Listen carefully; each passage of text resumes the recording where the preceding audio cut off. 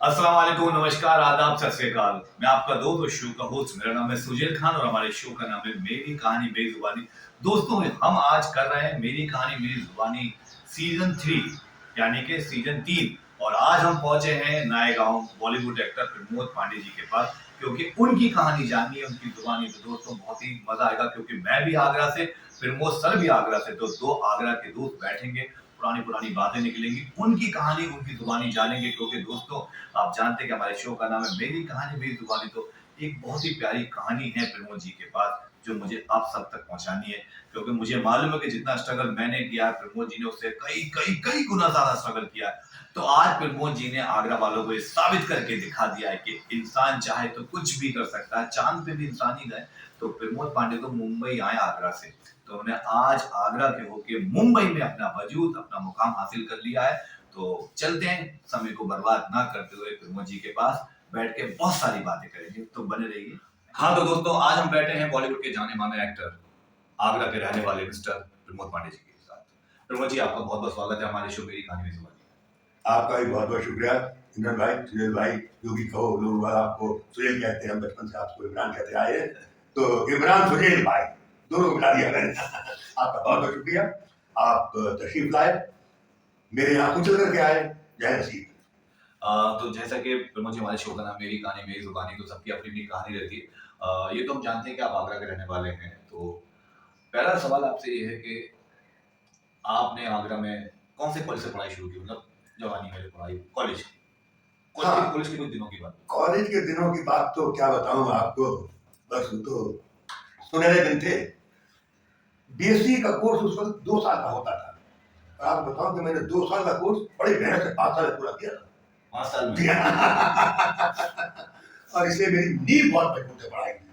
5 साल की? तो 5 साल की है, 2 साल वाले काम को 5 साल लगाए भाई। अच्छा, कोई ऐसी कॉलेज के दिनों की बात जो याद हो?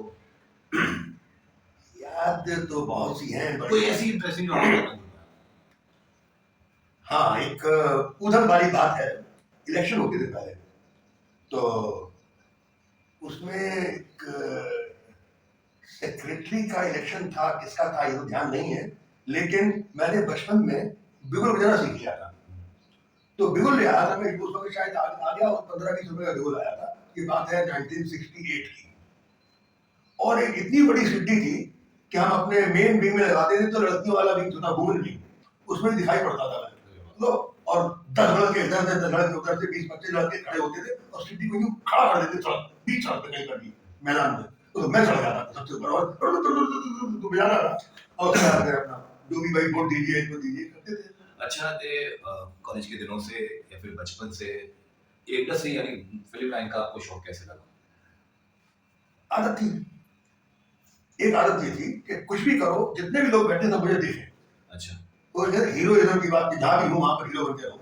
तो वो कुछ भी उल्टा सीधा करते थे, कुछ भी। अगर बिजली का वो फ्यूज मेरे बहुत उड़ते थे, तो फ्यूज उड़ाना सीख लिया था। तो 8 साल की उम्र में फ्यूज लगा देता था, तो बड़ा अच्छा, अरे यार प्रमोद ने फ्यूज लगा दिया, तारीफ होती थी। तो धीरे धीरे करके कुछ भी उल्टा सीधा करो कि दुनिया की निगाहों के, वो कहते नहीं है कि वो हीरो बन जाए, सेंटर ऑफ अट्रैक्शन।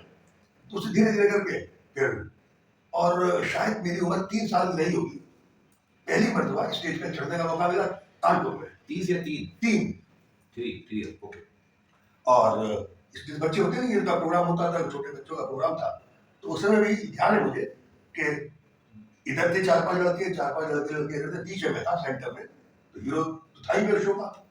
और हमारी माता जी रिहर्सल वाले दिन आ गई, तो स्टेज से भाग के माता जी गोद में आ गया। अब नहीं स्टेज किया है, तो शो वाले दिन माता जी से कह दिया टीचर ने हमारी कि मिसेस पांडे, आप ऐसी जगह आपको उठाएंगे, दिखाई नहीं पड़े आप इनको, वरना ये फिर से छोड़ देते हैं। आज भी मुझे याद है, बड़ा अच्छा था वो। क्या हम लोगों ने आग जलाई, धुआं उड़ा आसमान में, आलू छीला, गोभी काटा, घी डाला पकवान में, तो बड़े जोर की भूख लगी थी, डट कर खाना खाया शान से। आ आ आ आ आ। ये आज भी याद है मुझे, वो बोला था मैंने। 3 साल की उम्र में आपको बोला हुआ आपका लाइन डायलॉग जो भी करना आपको आज तक याद है। अच्छा पांडे जी, इंडस्ट्री में आपकी कौन सी सन में और कैसे आना हुआ, मतलब फिल्म फर्स्ट ब्रेक आपको कहाँ कैसे मिला? फर्स्ट ब्रेक तो मुंबई में। हाँ, 73 में पूना शूट किया मैं। वहां पर कुछ ना इत्तेफाकियां हो गई, वो भी इतने बड़े आदमी से कि क्या बताएं, ऋषि मुखर्जी साहब। तो चलिए खैर वो पुरानी बातें हैं। बहुत उसके बाद बहुत बड़े में डायरेक्टर प्रोड्यूसर। उसके बाद में आ गया एस मुखर्जी साहब के पास। और एस मुखर्जी साहब उनके ही बाप थे, दोनों बंगाली। लेकिन एस मुखर्जी फिल्माले स्टूडियो के मालिक, जॉय मुखर्जी के पिताजी, काजल के सगे दादाजी। और वो मुझसे बहुत मोहब्बत करते थे। एक्टिंग सीख रहा था उनका बेटा, एक्टिंग के साथ साथ डायरेक्शन भी सीखो। मैं डायरेक्शन तो मैं सिखाऊंगा। और उन्होंने स्टूडियो में कह दिया कि भाई पांडे को जहाँ ये जाए आने जाने सारी अपनी, कभी एडिटिंग में बैठ जाओ, कभी ये करो करो, और अपने साथ ले जाके मुझे उस वक्त बिल्कुल फोर्ट एरिया में कोई पुराना थिएटर था, जिनका नाम याद नहीं मुझे, 1974 की बात है ये, ले जाते थे अपने साथ में। हमारी क्लासेस खत्म होती थी 5 बजे, उसके बाद 6 बजे, और पुरानी फिल्में जो बिल्कुल खराब फिल्में होती थी दिखाते थे। सही क्या टाइम खराब, बोले ये देखो, ये सोचो कि ये फिल्में फ्लॉप क्यों हुई। तो बड़ी फ्लॉप फ्लॉप फिल्में दिखाते थे। क्या बची जो फ्लॉप हुई फिल्में? तो आपने पूछते थे अच्छा इसमें तुम्हें सबसे गंदा सीन कौन सा लगा, अपने हिसाब से बताते थे, फिर लाते थे मुझे। करते करते महबूब साहब के दामाद महबूब स्टूडियो में रहते थे। तो हमारे एक दोस्त थे इलाहाबाद के, उनका असली नाम तो मालूम नहीं है, मोहम्मद थे, उनकी वाइफ हमेशा रुके हुए रहती थी, भाभी कहता था। और वो मुझे लेके गए महबूब साहब के दामाद के पास में। और वो वहां पर कोई फिल्म शैतान मुजरिम, जिसमें कि देव कुमार जो थे वो बने थे, कुछ वो क्या होता प्रेत वेत टाइप ना, हॉरर ड्रैकुला टाइप का। तो एक छोटा सा रोल डॉक्टर का मुझे दिया। पहला सीन जो मैंने कैमरे के सामने, उससे पहले मैं अपने फिल्माले स्टूडियो की तो जो बनती हैं ट्रेनिंग फिल्में, उसके सामने कैमरा तो काफी फेस किया था। नहीं नेशनल मतलब मतलब लेकिन जो एक प्रॉपर जहाँ पर की क्या कहते हैं सिनेमा, प्रॉपर सिनेमा, जो कि ट्रेनिंग वाली बात छोड़ करके जहाँ पर कि पैसे मिले मुझे पहली बार। अच्छा, उसके बाद जैसे कि आपकी शुरुआत हुई, आपको आपने तो डायरेक्शन से बात आपने बताई, डायरेक्शन भी किया आपने? हाँ डायरेक्शन भी क्या क्या बनाया आपके डायरेक्शन में? नहीं, एक तो मैंने आगरा में बनाई थी अपनी फिल्म काश ऐसा लगा होता, वो स्मोकिंग के ऊपर थी, स्मोकिंग के ऊपर, मैंने देखी थी। हाँ वो थी। बाकी वो सिर्फ मैंने इसलिए बनाई थी कि खुद अपने आप को यकीन दिलाने के लिए कि मैं डायरेक्शन कर भी सकता हूँ कि नहीं।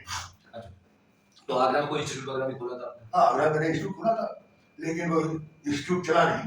वजह ये कि आगरा क्या समझता हूँ कि हर छोटे शहर में लोग सुविधाएं तो चाहते हैं मेट्रोपोल वाली, पैसा खर्च नहीं करना चाहते हैं, और बगैर पैसे के बिना क्या काम होता है। सुना है कि अनिल शर्मा जी आपके दोस्त हैं, आपके फ्रेंड हैं, और उनके साथ आपने काफी काम किया। तो अनिल जी के साथ आपको पहला ब्रेक कौन सा था? अनिल जी तो मेरे इस वजह की हमारी दोस्ती तो एक पारिवारिक दोस्ती, भाई जैसे? नहीं भाई नहीं, उनके पिताजी मेरे जीजा जी लगते थे, क्योंकि उनके जो मामा थे डेथ हो गई उनकी, मेरे बचपन के दोस्तों में से थे आगरा में। और उनकी माँ को मैं दीदी बोलता था, पिताजी को दिया जी कहता था, और वो भी मानते थे उस तरीके से। मैं मुंबई में जब आया 73 में, रहता था लॉज में, कोई भी घर में फंक्शन होता था फोन आ जाता था, प्रमोद बेटा आया घर पे आया। और इतवार तो मेरा फिक्स था कि इतवार को शाम को हम 4 बजे पहुंचते थे। 4 बजे पहुंचे, गप्पे मारी, फिर वो फिल्म आती थी टीवी पे, एक संडे फिल्म आया करता था, तो फिल्म देखते थे, घर पे ही खाना खाते थे। तो घर का खाना मिल रहा है मुंबई में, बड़ी बात। लेकिन उस इतवार तो मेरा फिक्स था। और इतवार के अलावा कोई भी मतलब त्योहार हुआ, जब पूड़ियाँ बन रही है तो और बड़े प्यार से खिलाते थे, बीवी बन अरे ले और खा ले और खा ले। पहला ब्रेक कौन सी मूवी में उनकी, और क्या रोल था उनकी मूवी में?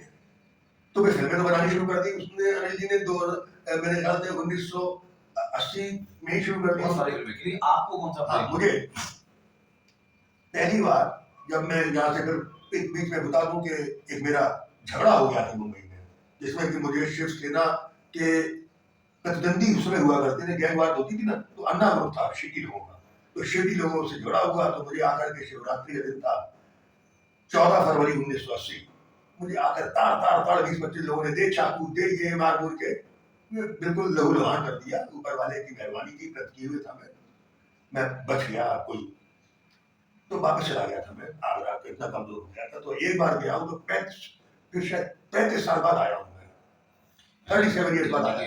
35 साल आपने आगरा में निकाले। तो 37 ईयर्स 2017 में जब मैं आया हूँ तो आके सीधा अनिल शर्मा जी घर पे आ गया, वही रहा 5 साल रहा करते उनके। तो उनकी फिल्म बन रही थी, उसमें जीनियस शुरू हुई मेरे सामने। तो उनके बेटे को बेटे को लेकर उत्कर्ष को उत्कर्ष। लॉन्च किया था। हाँ। फिल्म अच्छी बनी थी। नवाज भाई भी थे उसमें। नवाज नवाजुद्दीन सिद्दीकी बहुत जबरदस्त काम किया, नवाजुद्दीन ने बहुत जबरदस्त काम किया था। हाँ, बहुत बढ़िया काम किया था। अच्छे इंसान है, बहुत अच्छे। तो उसमें क्या कैरेक्टर था जीनियस में? जीनियस में कैरेक्टर मेरा था एक जो रॉ के अंदर एक बुजुर्ग चपरासी का था, लेकिन वो कुछ एडिटिंग के सिलसिले में कट गया था। ओके। उसके बाद में फिर अभी गदर 2 में यहाँ भी रोल कट गया मेरा। हुआ ये कि बस का सीन था, जिस बस में उत्कर्ष हिंदुस्तान से नकली पासपोर्ट के सहारे पाकिस्तान में एंट्री की थी, तो मैं उसका कंडक्टर था। तो सीन बहुत टेंस था। तो लड़का हीरो जा रहा है, अगर पासपोर्ट की चेकिंग हो रही है तो सब लोग मतलब, और मैं कॉमेडी कर रहा था, सीन कॉमेडी का दे दिया था। तो मेरी कॉमेडी की वजह से होता कि ये क्या कर रहे हैं इनको साहब, पान भी आने चाहिए और मसाले भी जाने चाहिए और ये भी होगा वो भी होगा, चेकिंग चेकिंग चल रहा। तो इस तरीके का डायलॉग में छोड़ के करीब 2 मिनट का लंबा सीन था। लेकिन जब देखा एडिटिंग पे टेबल पे जाकर के, तो मेरे डायलॉग की वजह से सीन की जो वो थी, क्या बोलते हैं, टेंसनेस जो थी उसकी, वो खत्म हो रही थी। तो मेरे सामने सामने काटा और मैंने कहा इस काटो सीन, ये सीन मेरे सीन में मेरी वजह से सीन खराब हो रहा है। अपने डायलॉग मैंने खुद बैठ के करवाए। तो रजी बोले साला यार, ये तो यार बड़ी गलत बात है, पुरानी पहली फिल्म में भी सीन कट गया इसका और इसमें भी कट रहा है, तो कुछ ना कुछ तो करना पड़ेगा। तो मेरे लिए सीन स्पेशली अनिल शर्मा ने खुद क्रिएट किया, जो कि स्क्रिप्ट में नहीं था। तो ये दोस्त की मेहरबानी कह लो या क्या है, जो भी। क्या सीन था? वो हीरोइन के फादर के साथ में उनका दोस्त बना दिया मुझे, और वो था कि वो लड़की के बाप कहते हैं, मुस्कान बेटा 12 दही लगवा दो, क्योंकि अगले दिन ईद थी और ईद पर वो जेल के अंदर वो बिरयानी जानी थी। तो ये काम तो अशफाक को करना है, अशफाक हीरो का नाम था। मैं कहता हूँ शुभा तो मुझे पहले ही था, रात से गायब हो। अच्छा, मतलब मुझे कुछ शुभा था कि वो था, हाँ वो समझा। तो वो सीन था। एक्चुअली गदर में तो बहुत लोगों के सीन कटे हैं, मैंने भी गदर की, आपको पता ही है, और अली खान साहब ने भी किया। अली खान साहब को अच्छा खासा सीन था, लेकिन सिर्फ बम फेंकते हुए दिखाया। तो बहुत सी चीजें फिल्म देखिए बनाते हैं डायरेक्टर अपनी सोच से, प्रोड्यूसर अपनी सोच से, उसके बाद उनको पर्दे पे कितना चाहिए अलग बात है, इसमें हमें बुरा नहीं मानना चाहिए, जो भी होना चाहिए, क्योंकि वो तो पार्ट्स ऑफ लाइफ है। और कभी सीन ऐसा होता है उन्हें यूज नहीं करना तो हटा देते हैं, बड़े बड़े एक्टरों के सीन कट जाते हैं। तो अभी मैं तो आपको बहुत खुशनसीब रहा कि मेरा जो मेन सीन था वो कटने के बाद मेरे लिए स्पेशली एक सीन बनाया है। ये बड़ी बड़ी बहुत बात है, बड़ी बात। अनिल जी ने आपकी दोस्ती निभाई। तो आगे क्या आप प्रोजेक्ट कर रहे हैं, कुछ आपके हाँ, हाथ अभी अनिल शर्मा की जो दूसरी फिल्म अभी आने वाली है, अक्टूबर में रिलीज हो रही है, जन्म, नाना पाटेकर के साथ में उत्कर्ष भी है और वो सिमरत भी है उसमें, जो गदर में, जो गदर की हीरोइन, वो भी इसमें हीरोइन है। इसमें एक, तो मैं तो कहता हूँ कि मेरी ये अनिल शर्मा जी के साथ में एक ग्राफ यूं जा रहा है। जीनियस में 0, गदर 2 में 21 सेकंड की मेरी अपीयरेंस है पर्दे पर, और जर्नी में करीब करीब 1.5 मिनट का सीन है मेरा, 3-4 डायलॉग है, पूरे प्रॉपर सीन है। तो शुरू में यूं यूं यूं, वो तो नहीं कटा। नहीं, और वो कट नहीं सकता है। वो ऐसा सीन अरे कह रहे थे मुझसे, कट नहीं पाएगा यार, ये कट नहीं पाएगा, मैं चाहूंगी तो नहीं काट सकता हूँ। आगरा से आप हैं, तो आगरा के लिए कुछ कहना चाहेंगे, आगरा के आर्टिस्टों के लिए? हाँ, आगरा के आर्टिस्टों के लिए कहना, देखिए आर्टिस्ट तो आगरा के एक से अच्छे आर्टिस्ट पड़े हुए हैं, लेकिन उनसे परेशानी ये है कि वो घर की जो सहूलियात है उनको छोड़कर तकलीफ सहने को तैयार नहीं है, और जब तक सोना आग में नहीं तपता है तब तक तो गुजर नहीं आता है ना। अब आप हैं, आपने आगरा में सारी जो कंफर्ट्स थे घर के, माँ का प्यार, माँ के हाथ की रोटियां छोड़कर यहाँ टकरे मारी, स्ट्रगल किया, मैंने भी किया। तो सारी सहूलियत छोड़ करके आदमी जब आता है, मेहनत करता है, तभी उसको मिलता है। आप सोचें कि कोई आगरा में आकर के आगरा वालों को बड़ा लोन दे तो वो संभव नहीं है, पॉसिबल नहीं है। हाँ, छोटे छोटे मिलते रहते हैं, मिलते रहेंगे। एक और सवाल थोड़ा सा वैसा है, देखिए आप लोगों दोनों के बुरा मानने वाली बात नहीं, सच्चाई सामने आती है। आगरा के कुछ कोऑर्डिनेटर जो कास्टिंग मास्टिंग करते हैं या लाइन प्रोड्यूसर जो भी करते हैं, वो कुछ पक्षपात करते हैं, उनको ही काम देते हैं जो उनके चेले चपाटे टाइप के होते हैं। टैलेंट तो बहुत है आगरा, मैंने देखा उन टैलेंट को, मैंने आगरा में बेचारे को जूनियर में खड़ा हुआ देखा, जिनको कुछ नहीं आता वो उनको कभी ना कभी अच्छे वो चापलूसी करते हैं। तो क्या कहना चाहिए? ये हिंदुस्तान की बदकिस्मती कहिए या जो भी है, चापलूसों का दौर तो है ही भाई। चापलूसी करिए, जितना मक्खन लगाएंगे उतना हाथ फिसलता जाएगा, उतनी चिकनाहट आ जाएगी। तो ये है, इंडस्ट्री में भी है, और आगरा में क्या, बॉम्बे में भी है। नहीं है, लेकिन देखिए मैं आगरा से, आप भी आगरा से, मैंने आगरा में, देखिए मैं आगरा में इतना साल रहा, पर एक बड़े काम के लिए आगरा में कभी की सारी फिल्में कभी बड़ा काम नहीं मिला। हाँ, सावधान इंडिया वगैरह आते थे, उसमें लीड वगैरह मिल जाते थे, वो भी मथुरा में जाके। हाँ। तो आगरा को होके वो ब्रेक नहीं मिला, मुंबई में आके लोगों ने टैलेंट को पहचाना। क्योंकि अगर ये लोग आगरा वाले भी चाहते तो बोलते ना कि हाँ हमारा अच्छा आर्टिस्ट है, लेकिन यही है तो जो उनके लिए गोल्ड मोल गुटखा शराबें लाते या फिर उनको चाकू दिख रहे तो उनको ज्यादा आगे रखते थे। मैंने तो ये नोटिस यार किया। ये आज भी है। और आगरा में तो कुछ लोग ऐसे हैं जो कि फिल्म बनाने के नाम पे लोगों को बेवकूफ बनाते हैं वो तो मैंने देखा और एक्सप्लॉइट करते हैं। और मैंने उसके खिलाफ आवाज भी उठाई थी आगरा में। और लेकिन वो देखा मैंने कि आगरा में लोग सिर्फ बातें करना जानते हैं, काम नहीं करना जानते हैं। अगर मैंने आगरा में अपना एक वक्त खराब किया, वो इसलिए दिया था कि आगरा में फिल्म इंडस्ट्री बनाऊं, लेकिन एक भी आदमी अगर साथ में आ गया होता उस वक्त, और मैं चाहता था कि आगरा के पूरे टैलेंट को लेकर फिल्म बनाऊं, और मैंने बनाई। जो मेरी वो फिल्म थी काश ऐसा ना हुआ होता, वो उसमें एक एक किरदार हर एक को मैंने साल भर तक ट्रेनिंग दी। बच्चे छोटे छोटे बच्चे थे जो आप देखे होंगे उसमें, तीसरी क्लास के, चौथी क्लास के, उनको साल भर तक हर इतवार को जाके वहाँ पे देता था मैं ट्रेनिंग उनके स्कूल में, सेंट कॉर्नर में। और वहाँ के फादर जो थे उन्होंने मुझे अलाउ किया हुआ था ताकि मैं ट्रेनिंग देता था, और अच्छा रिजल्ट आया था उसका। बच्चों ने बढ़िया काम किया। तो अगर कोई थोड़ा सा एक कोई भी आगरे का पैसे वाला कुछ पैसा लगाता, एक प्रॉपर फिल्म बनाते, तो हो सकता है आगरा में आज एक इंडस्ट्री बनाते। अच्छा, चलिए जाते जाते कोई ऐसा मैसेज देना चाहते हैं हमारे कैमरे थ्रू लुक करके, जो आने वाली आवाम को, आने वाले आर्टिस्टों को, टीनेजर को जो मुंबई आना चाहते हैं, क्या बोलना चाहेंगे? एक ही बात कहूंगा, अगर आपके दिल में इच्छा है कुछ करने की, और लोग कहते हैं कि ये कैसे होगा, तो एक शेर याद आ गया मुझे कि कमाले बुज़दिली है पस्त होना अपनी आंखों में, जो हर थोड़ी सी हिम्मत है तो फिर क्या हो नहीं सकता, उभरने ही नहीं देती यहाँ बेईमानी दिल की, नहीं तो कौन कतरा है जो दरिया हो नहीं सकता। वाह वाह वाह। तो दोस्तों, मैं उम्मीद करता हूँ कि आपको हमारे बॉलीवुड एक्टर मिस्टर प्रमोद पांडे जी की ये जर्नी, ये जुबानी, इनकी कहानी आपको पसंद आई होगी कि आगरा के होने के बावजूद मुंबई आए, इतने बड़े प्रोजेक्ट में काम किया, साथ ही साथ एक झगड़ा हुआ जिससे इनको बहुत ज़्यादा हाथाहाथ हुए, तकलीफ हुई, चोट लगी, उसके बाद ये 35 साल आगरा में रहे, लेकिन इन्होंने हार नहीं मानी, फिर मुंबई आए, फिर से झंडे गाड़े, गदर जैसी ब्लॉकबस्टर्स, गदर 2 में काम किया, जीनियस में काम किया, एक नेक्स्ट मूवी कर रहे हैं। तो इतना ही कहना चाहूँगा कि आप में अगर हिम्मत है, आप में अगर टैलेंट है, जज़्बा है, तो आपको कोई भी नहीं रोक सकता। बिल्कुल नहीं, बिल्कुल नहीं। तो बहुत-बहुत शुक्रिया प्रमोद जी, आपने समय दिया। दोस्तों, अगर आपको हमारा एपिसोड पसंद आया हो तो लाइक करें, कमेंट करें और चैनल को सब्सक्राइब करना चाहे तो कर दें। इस गरीब का भला देना। बिल्कुल, बिल्कुल।